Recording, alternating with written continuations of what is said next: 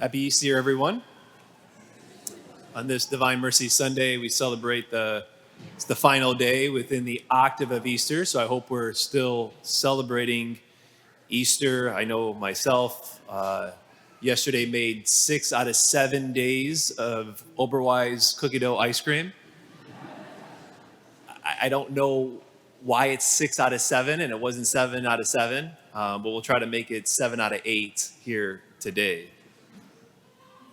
Today we have in the gospel, we're at the first evening of that first day after Jesus' resurrection, and we're in the upper room. And the upper room is a place of fear. The upper room is a place of confusion, and it's a place of hiding. And here in this spot, the risen Jesus stands before the disciples while they're in that spot.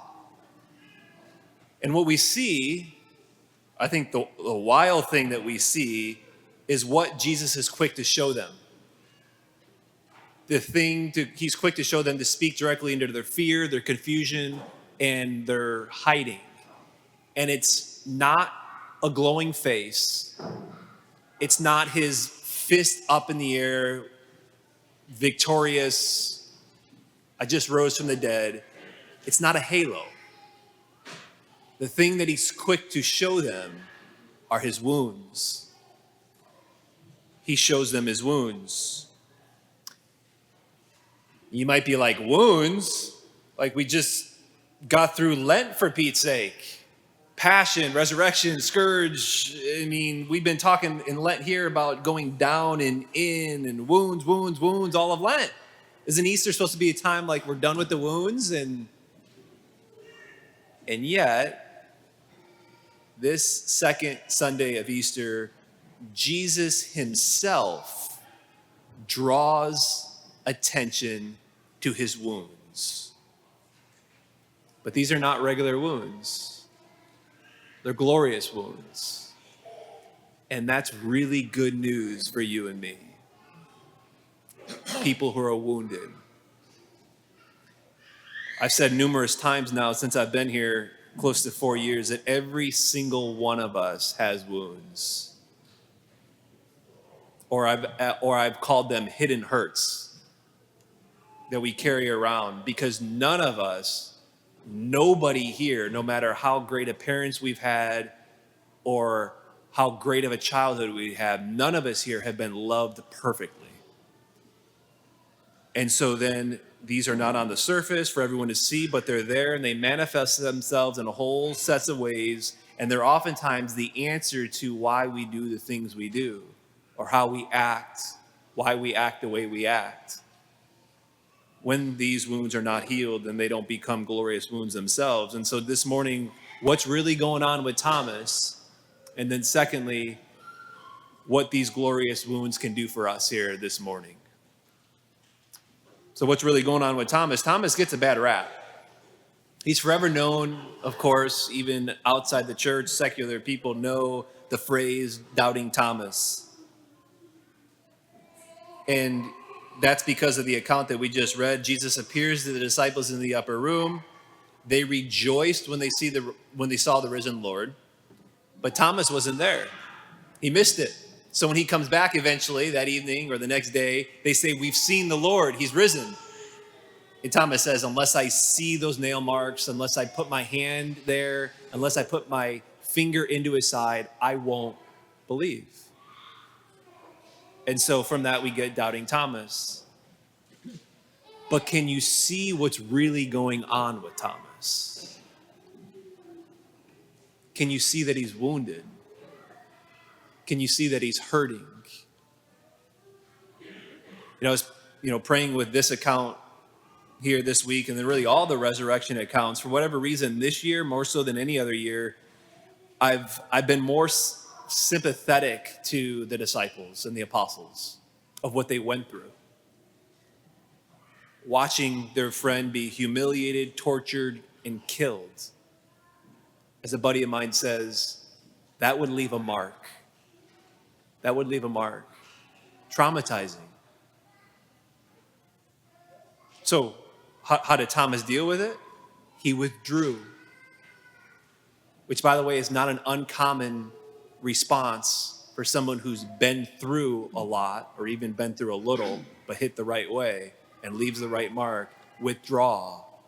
Withdraw physically, withdraw spiritually, withdraw emotionally.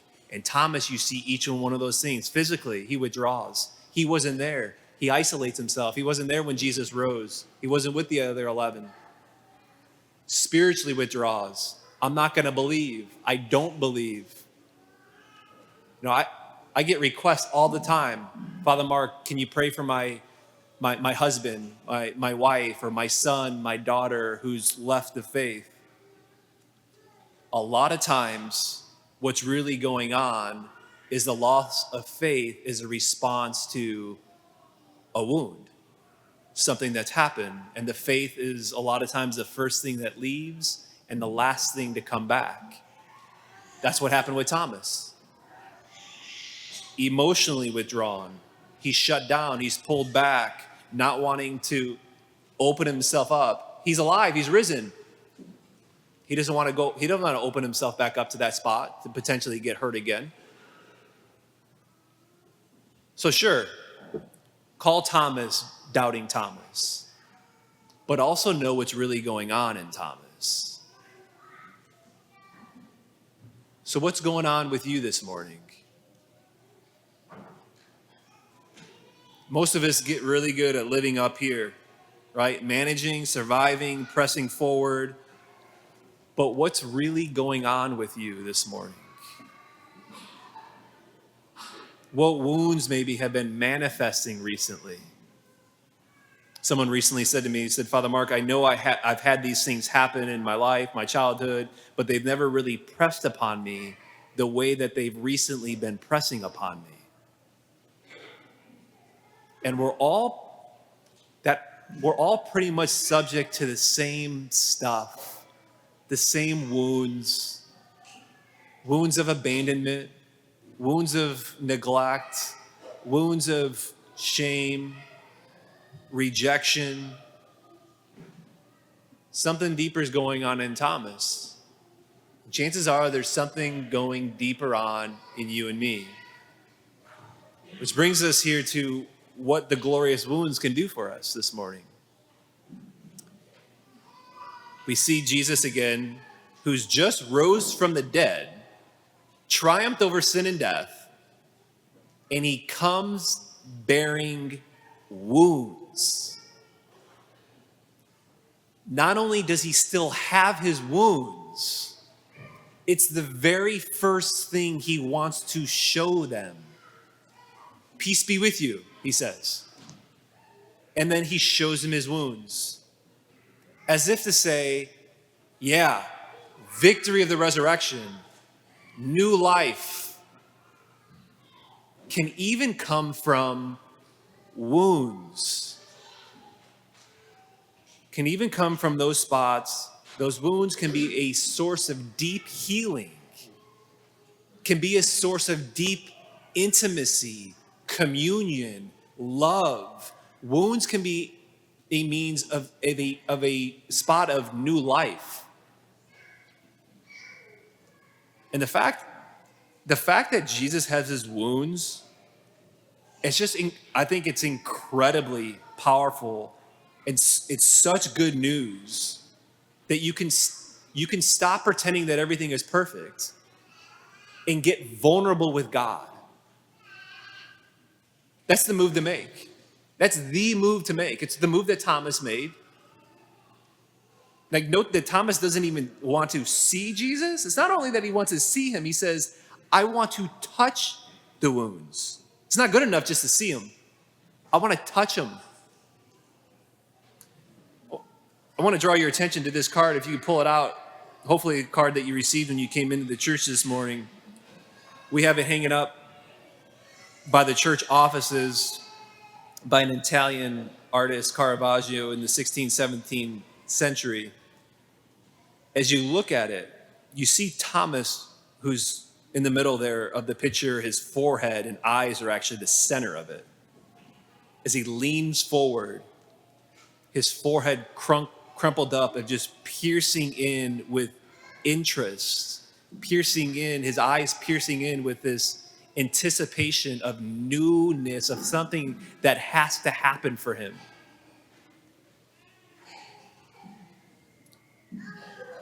And notice Jesus' left hand. It's firmly there, but gently on Thomas's hand, guiding him into his wound. It's relational. It's intimate. His finger, you see, is almost, it's like it's engulfed by the flap of Jesus' skin. He goes inside Jesus. It's vulnerable. And it's interesting that the word vulnerable comes from the Latin word vulnus, which means wound. That is to say, like, when we're vulnerable with God, and it goes to say when we're vulnerable with others too, but when we're vulnerable with God, we can allow him into places that are wounded and we can be healed. It's what happened with Thomas. Thomas was changed and restored. So what's really going on with you this morning? Going on these days? Where have maybe you've been withdrawn physically, spiritually, emotionally, just like Thomas? Your wounds are not the end of the story, and they're not even something to be avoided, actually. In Christ, the resurrected Christ who still has his wounds, even now as he sits at the right hand of the Father, Christ has his wounds. The wounds can actually be an incredible source of healing, new life, intimacy, and love. So pray with this week. Open up your scriptures this week to John chapter 20. Pray with this account. Have this card with you as you pray with it. And note how Jesus says, blessed are those, he says, blessed are those who believe who have not seen. We were not there in that upper room that day. But here today, we do have an opportunity to touch Jesus, to have Jesus touch us as we receive him in the Blessed Sacrament. As we receive him in the Eucharist, be vulnerable with him this morning. And allow yourself to be healed by his glorious wounds.